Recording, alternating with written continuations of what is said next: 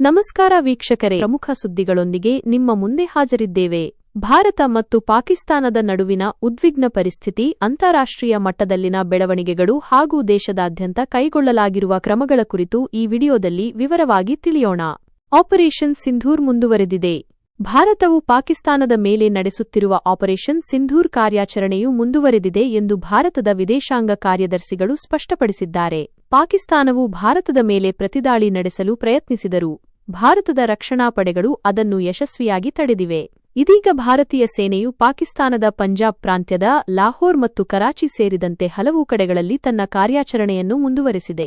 ಈ ಕಾರ್ಯಾಚರಣೆಯು ನಿರಂತರವಾಗಿ ಮುಂದುವರೆಯಲಿದೆ ಎಂದು ವಿದೇಶಾಂಗ ಕಾರ್ಯದರ್ಶಿಗಳು ತಿಳಿಸಿರುವುದು ಪರಿಸ್ಥಿತಿಯ ಗಂಭೀರತೆಯನ್ನು ತೋರಿಸುತ್ತದೆ.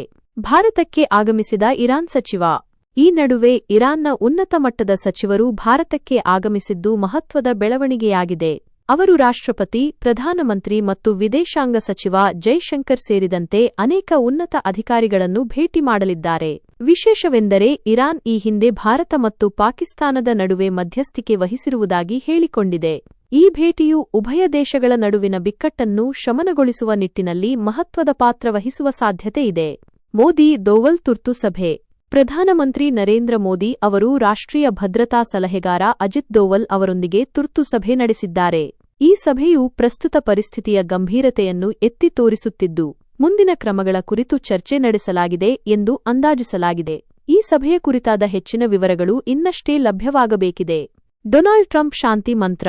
ಅಮೆರಿಕದ ಅಧ್ಯಕ್ಷ ಡೊನಾಲ್ಡ್ ಟ್ರಂಪ್ ಅವರು ಭಾರತ ಮತ್ತು ಪಾಕಿಸ್ತಾನದ ನಡುವಿನ ಪರಿಸ್ಥಿತಿಯ ಕುರಿತು ಪ್ರತಿಕ್ರಿಯಿಸಿದ್ದಾರೆ.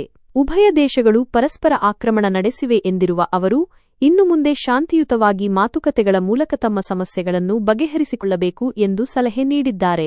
ಒಂದು ವೇಳೆ ತಮ್ಮಿಂದ ಯಾವುದೇ ಸಹಾಯ ಬೇಕಿದ್ದಲ್ಲಿ ಅದನ್ನು ಒದಗಿಸಲು ಸಿದ್ಧ ಎಂದು ಟ್ರಂಪ್ ಹೇಳಿರುವುದು ಗಮನಾರ್ಹ. ರಾಜನಾಥ್ ಸಿಂಗ್ ನೇತೃತ್ವದಲ್ಲಿ ಸರ್ವಪಕ್ಷ ಸಭೆ. ರಕ್ಷಣಾ ಸಚಿವ ರಾಜನಾಥ್ ಸಿಂಗ್ ಅವರ ನೇತೃತ್ವದಲ್ಲಿ ಇಂದು ಸರ್ವಪಕ್ಷ ಸಭೆಯನ್ನು ಕರೆಯಲಾಗಿತ್ತು.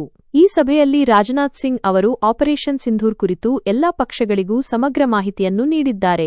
ಸಭೆಯಲ್ಲಿ ಭಾಗವಹಿಸಿದ್ದ ಎಲ್ಲಾ ರಾಜಕೀಯ ಪಕ್ಷಗಳು ಕೇಂದ್ರ ಸರ್ಕಾರಕ್ಕೆ ಸಂಪೂರ್ಣ ಸಹಕಾರವನ್ನು ನೀಡುವುದಾಗಿ ಒಮ್ಮತದಿಂದ ತಿಳಿಸಿವೆ.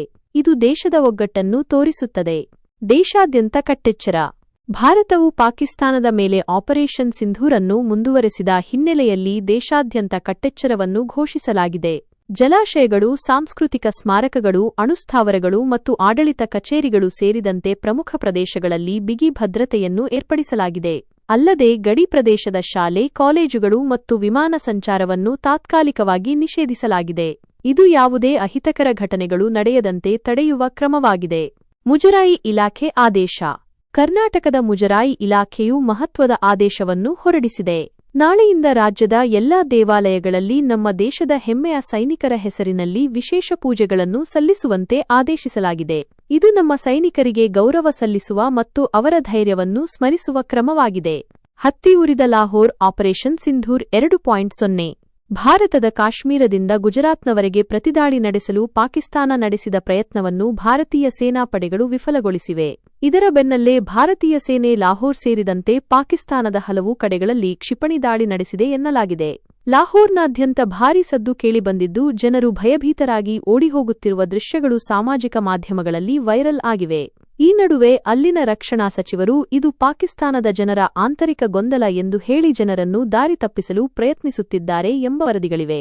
ಮತ್ತೊಂದೆಡೆ ಪಾಕಿಸ್ತಾನದ ಸಂಸತ್ತಿನಲ್ಲಿ ಸಂಸದರು ಭಾರತದಿಂದ ತಮ್ಮನ್ನು ದೇವರೇ ಕಾಪಾಡಬೇಕು ಎಂದು ಅಳುತ್ತಿರುವ ದೃಶ್ಯಗಳು ಸಹ ವೈರಲ್ ಆಗಿರುವುದು ಪರಿಸ್ಥಿತಿಯ ಗಂಭೀರತೆಯನ್ನು ತೋರಿಸುತ್ತದೆ. ಒಟ್ಟಾರೆಯಾಗಿ ಭಾರತ ಮತ್ತು ಪಾಕಿಸ್ತಾನದ ನಡುವಿನ ಪರಿಸ್ಥಿತಿಯು ತೀವ್ರ ಸ್ವರೂಪವನ್ನು ಪಡೆದುಕೊಂಡಿದೆ. ಅಂತಾರಾಷ್ಟ್ರೀಯ ಮಟ್ಟದಲ್ಲಿನ ಬೆಳವಣಿಗೆಗಳು ಮತ್ತು ದೇಶದಾದ್ಯಂತ ಕೈಗೊಳ್ಳಲಾಗಿರುವ ಭದ್ರತಾ ಕ್ರಮಗಳು ಪರಿಸ್ಥಿತಿಯ ಸೂಕ್ಷ್ಮತೆಯನ್ನು ಎತ್ತಿ ತೋರಿಸುತ್ತವೆ. ವೀಕ್ಷಕರೇ, ಈ ಕುರಿತು ನಿಮ್ಮ ಅನಿಸಿಕೆಗಳನ್ನು ಕಾಮೆಂಟ್ ಬಾಕ್ಸ್ನಲ್ಲಿ ತಿಳಿಸಿ. ನಮ್ಮ ಚಾನೆಲ್ ಅನ್ನು ಸಬ್ಸ್ಕ್ರೈಬ್ ಮಾಡಿ ಮತ್ತು ಹೆಚ್ಚಿನ ಮಾಹಿತಿಗಾಗಿ ನಮ್ಮೊಂದಿಗೆ ಸಂಪರ್ಕದಲ್ಲಿರಿ. ಧನ್ಯವಾದಗಳು.